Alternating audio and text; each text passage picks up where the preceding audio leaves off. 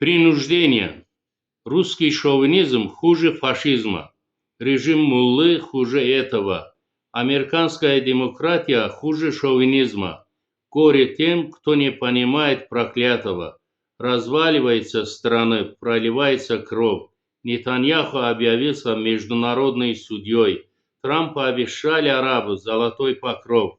Игры с Америкой никогда не кончаются ничьей. Дональда очень ловко обманули. Не только Трамп накрылся позором. Евреи Америку удачно лоханули, заранее обеспечивая себе дозором.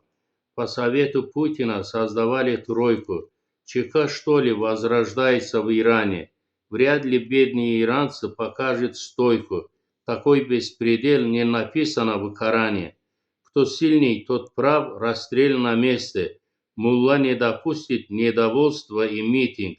Они давно забыли про Бога и про честь, хотят принуждением поднять себе рейтинг.